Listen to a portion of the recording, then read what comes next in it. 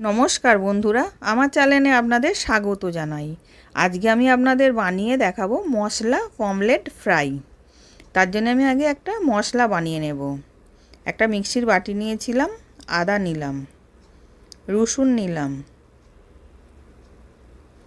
1 চামচ ধনে, গোটা ধনে দিলাম, 1 চামচ গোটা জিরে দিলাম, ঝালের জন্য লঙ্কা গুঁড়ো দিলাম, কালারের জন্য কাশ্মীরি লঙ্কা গুঁড়ো দিলাম, স্বাদ অনুযায়ী নুন দিলাম, আর অল্প একটুখানি জল দিলাম, আর 2 চামচ সাদা তেল দিলাম। দিয়ে এবার ওটাকে আমি পেস্ট করে নেব। এবার পেস্ট করে রেখে দিয়েছি। এবার আমি পমলেট মাছ নিয়েছিলাম, মাছটাকে আমি গাগুলোকে একটু করে চিড়ে দেব।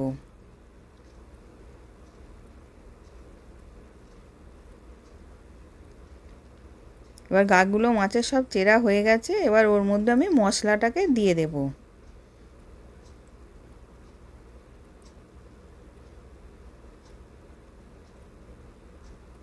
এবার ভালো করে মশলাটা মাখিয়ে আমি 10 মিনিট চাপা দিয়ে রেখে দেব।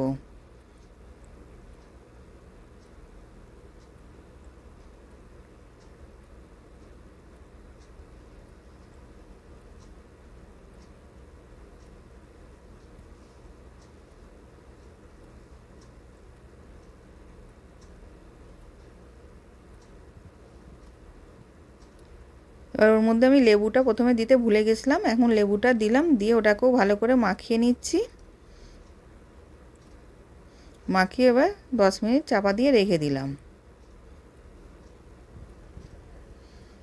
এবার 10 মিনিট পর দেখাচ্ছি। এবার আমি একটা কড়া বসিয়েছিলাম, কড়াতে সাদা তেল দিলাম। খুব বেশি তেল দিইনি, অল্পই দিয়েছি। দিয়ে এবার মাছটাকে দিয়ে দিয়েছি। দিয়ে ওপর থেকে একটু মশলা মাখিয়ে নিলাম। যেই মশলাটা মাছের ছিল এই গা থেকে।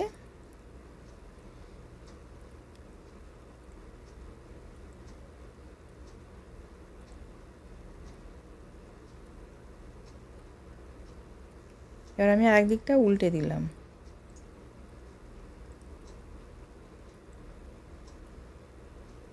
দিয়ে ওপরেও এই দিকটাতেও আমি অল্প মশলা মাখিয়ে দিয়েছি। দিয়ে এবার আমি ওপর থেকে একটুখানি তেল দিয়ে দিলাম। ব্রাশে করে তেল বুলিয়ে দিলাম যাতে মাছটা সফট হয়। এবার আবার এক পিঠটা উল্টে দিলাম।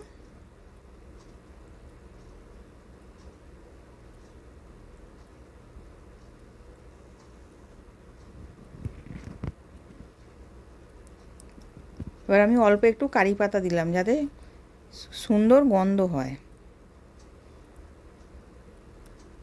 এবার কারি পাতাটা দিয়ে ভেজে নিয়ে এবার তুলে নিচ্ছি। মাছটা হয়ে গেছে, এবার আমি তুলে নিলাম। আর একটাও দেখাচ্ছি ওরম করে করে।